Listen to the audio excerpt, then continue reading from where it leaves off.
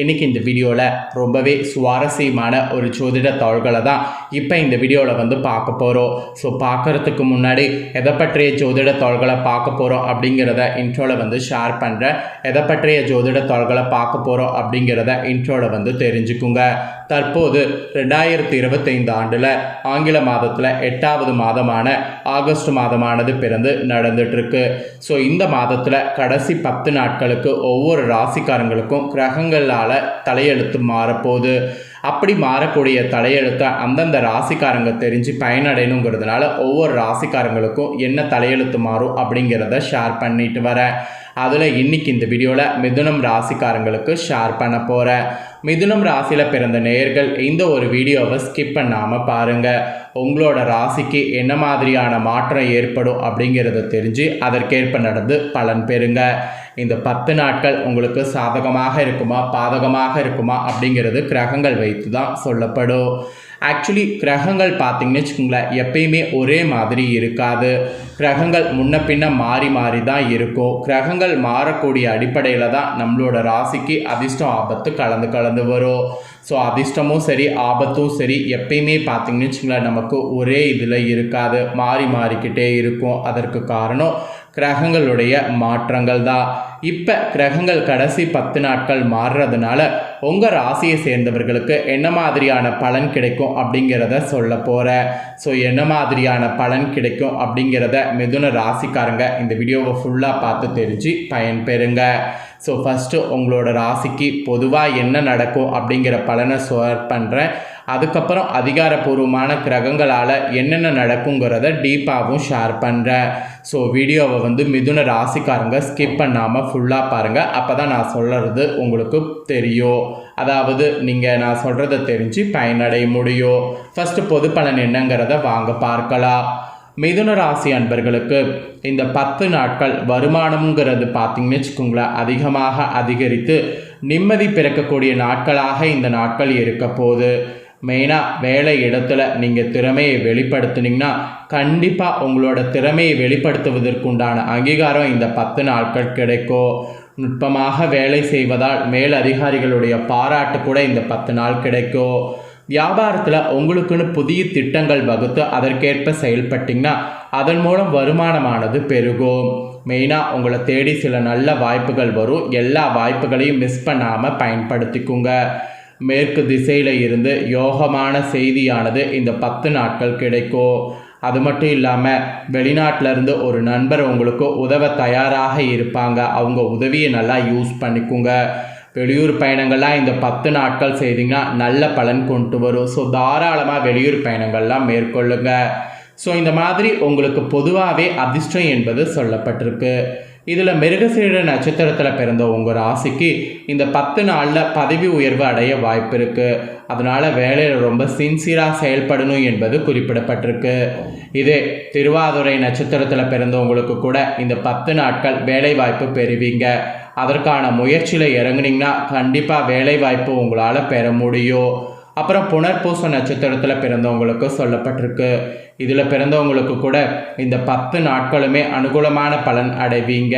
So என்ன மாதிரியெல்லாம் நீங்கள் நினைக்கிறீங்களோ அது எல்லாத்துலேயுமே நீங்கள் நினச்ச மாதிரி அனுகூலமான பலன் அடைவீங்க.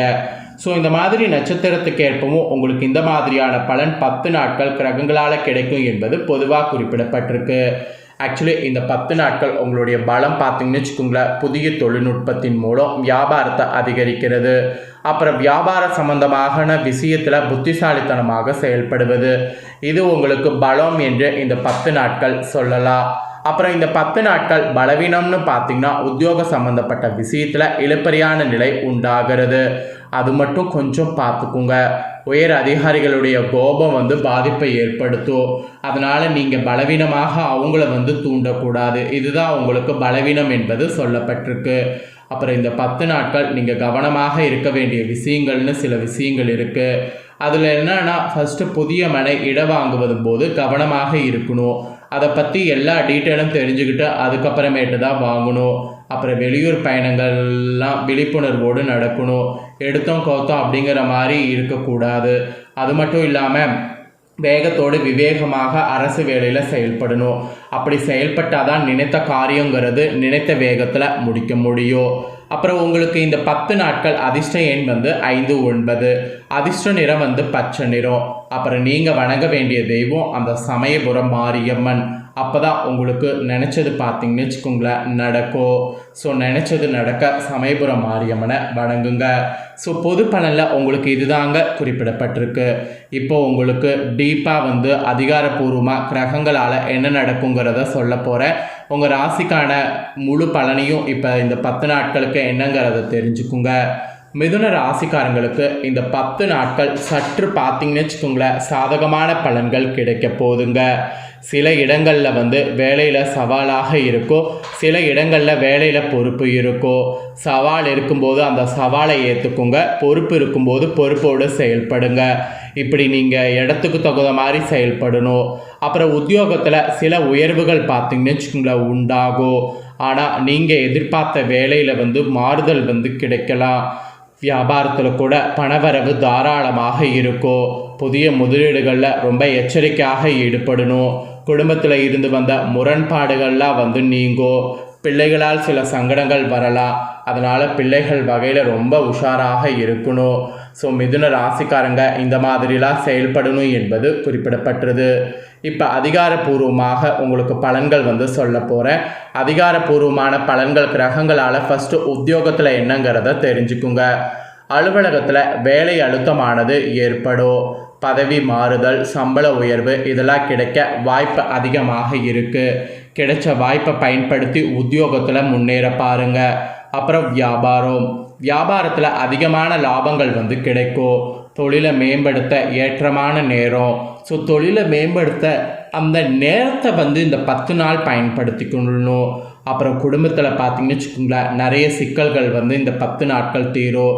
பிள்ளைகளால் மன மகிழ்ச்சிங்கிறது பார்த்தீங்கன்னு வச்சுக்கோங்களேன் ஏற்படும். பெரியவர்களுடைய ஆசை கிடைக்கும். அதனால் குடும்பத்தில் பெருசாக உங்களுக்கு கஷ்டங்கிறது வராது. இதுக்கு முன்னாடி இருந்த சிக்கல்களே வந்து தீரும். அப்புறம் பண ரீதியாக குடும்பத்திற்காக சேமிப்பு அதிகரிப்பதில் இந்த 10 நாட்கள் கவனம் செலுத்தணும். ஸோ மற்றதில் வந்து பணத்தை வந்து இன்வெஸ்ட் பண்ணுறது, வேஸ்ட் பண்ணுறது பண்ணக்கூடாது.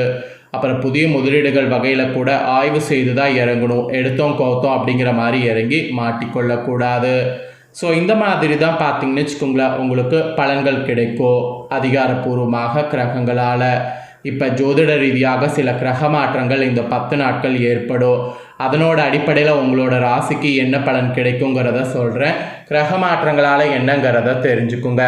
ஃபஸ்ட்டு சந்திரனுடைய இடப்பயிற்சி தான் ஏற்பட போகுது. ஆக்சுவலி சந்திரனுடைய இடப்பயிற்சி இந்த 10 நாட்கள் ஏற்படுவதன் காரணமாக உயர்வு தாழ்வு கலந்த பலன்கள் உங்கள் ராசிக்கு கொண்டு வரும். ஸோ அதனால் உயர்வு தாழ்வுகளுக்கு ஏற்ப நீங்கள் செயல்படணும் என்பது குறிப்பிடப்பட்டிருக்கு. அப்புறம் கேது பயிற்சி. கேது 3ல் இருப்பதால் மறைமுக எதிர்ப்புகள் மறைந்து போகும். இருந்தாலும் சில விஷயங்களில் எச்சரிக்கைங்கிறது தேவை. ஆன்லைன் முதலீடுகளில் ஆசைப்பட்டு இறங்க வேண்டாம். குறிப்பாக கொடுக்கல் வாங்கல எச்சரிக்கை தேவை. கொடுத்தா வாங்க முடியுமா, வாங்கினா கட்ட முடியுமா அப்படிங்கிறத நல்லா ஆலோசனை பண்ணுங்க. ஆலோசனை பண்ணி இறங்குங்க. ஸோ இதில் எச்சரிக்கை. மொத்தத்தில் இந்த 10 நாட்கள் மிதுன ராசிக்காரங்க உங்கள் தொழில், உத்தியோகம், வியாபாரம், குடும்பம் ஆகியவற்றின் மேன்மைக்காக நீங்கள் பாடுபட வேண்டும். பண விஷயத்தில் கூட ரொம்ப எச்சரிக்கையாக இருக்க வேண்டும். அப்படிலாம் இருந்தால் தான் எல்லாமே உங்களுக்கு கரெக்டாக இருக்கும். ஸோ இதுதான் உங்களுக்கான பலன்கள் என்பது குறிப்பிடப்பட்டிருக்கு. ஸோ இதற்கேற்ப நடந்து பலன் பெறுங்க.